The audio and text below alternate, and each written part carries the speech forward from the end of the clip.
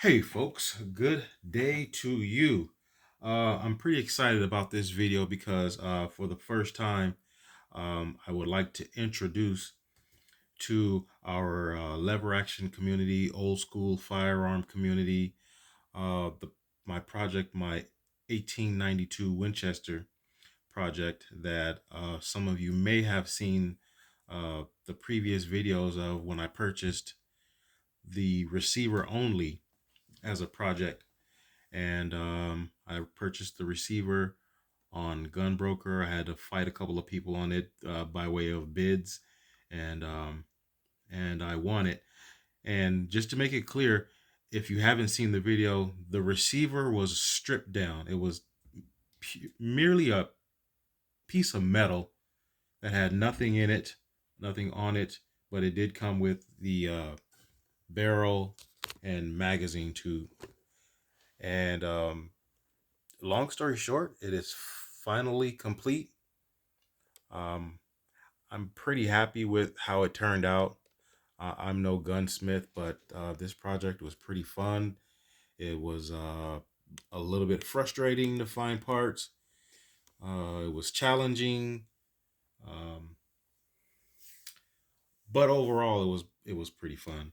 I had a good time with it, and I may have a few extra gray hairs because of the project, but uh, in doing the project, I think I learned a lot about how the action works and about the gun, the history of the firearm, the internals.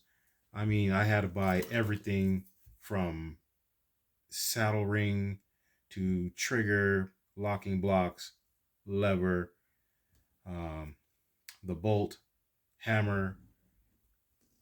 Uh, what are these cartridge guides in here? The follower for the magazine tube, the spring, everything, even down to the wood, which is black walnut, and is actually the same kind of species of wood that would have come on an original complete Winchester 1892 from back then. So I was able to source some wood, and then all I had to do was oil it and use a bit of true oil to get it to the desired color that I wanted for the rifle.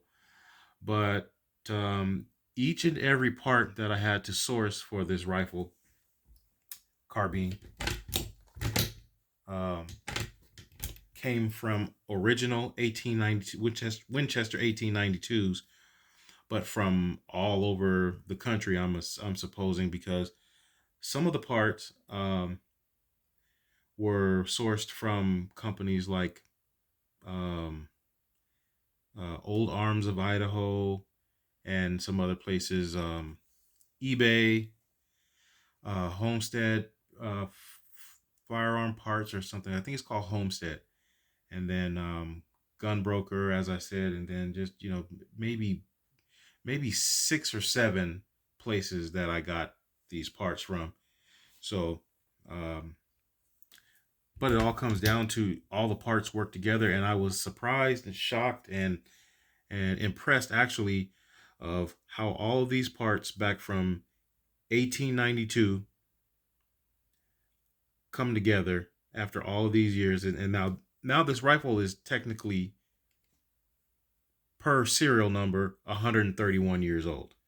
This Winchester 1892 is serialized, and there's a serial number here, and I looked up the serial number. It was actually manufactured in 1892, so it was the first year production for the Winchester 1892, this model here. But all of the parts come together and work in harmony, in unison, and the way they were supposed to, and per the specs, and the tolerances work well. And I'm kind of impressed by how it works.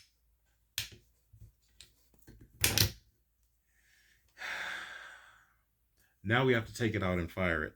That'll be a separate video one day, I'm sure. But here's another thing that was exciting for me as far as this rifle goes.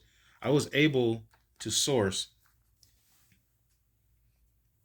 and this rifle is chambered in Winchester 3840 Winchester. These cartridges are very, very difficult to find. Please believe me when I tell you they're difficult to find and expensive. These things are expensive and hard to find. So I was able to source a box of these.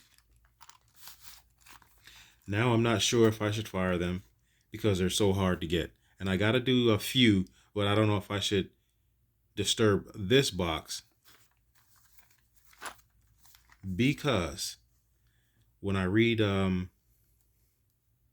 back of the box here, it says 3840 Winchester loaded with smokeless powder and 180 grain soft point Labaloy bullets, primed with a non-corrosive priming, prevents barrel rust and corrosion, protects the bore, and helps keep your rifle in good shooting condition. Now here's the part that's exciting for me. It says adapted to Winchester models 92 and 73, the 73 of which will probably be my next rifle in the collection. But this ammo, this caliber was specifically adapted to Winchester 1892 back then. Not a caliber that shares, I'm assuming, shared back then a lot of different firearms. And from what I understand now, there are quite a few more after the Winchester 1892 that shared these rounds. But back then, this actual round was, from what I read, was and what I was able to get from it, made for this rifle specific. I could be wrong about that, but that's what I got from it. So this box was not cheap at all. 50 rounds of this, and so I'm thinking I may find another set of Winchester 3840 to fire, so I can keep this set together. And who knows, I may just get that one hair and then go out and fire a couple of them. It may not be that important, but I'm gonna keep the box. The box is pretty old. I looked up the company, Western, and from what I understand, they went out of business in either 1944 or it could have been, I saw somewhere 61, but somewhere between there. But this was a good find, even though it was expensive. But the project is complete other than test firing. And I will let you take another quick look at the rifle. I'm pretty happy with it. It's not a show gun. I actually wanted it to have a patina look. I wanted it to look like an old rifle from 1892. And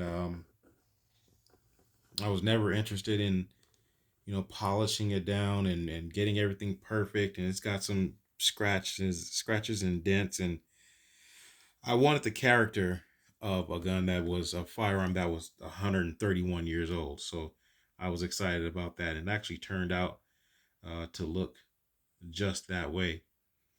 So again, this is my project Winchester 1892.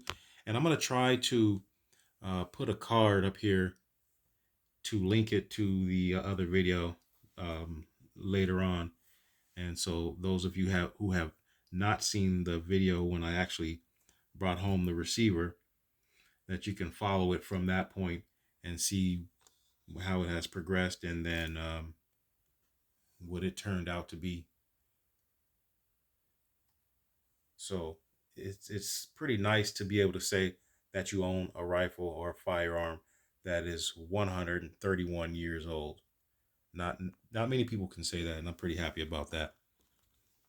So, okay, folks, thank you again for tuning in and watching this video. Press the like button if you see fit. Subscribe if that works for you. I have the shooting of this rifle video coming up as soon as I can get back out to the desert with some time off. So once again, I appreciate you watching. Stay tuned for the next one, and remember to respect the working class, folks. Thank you.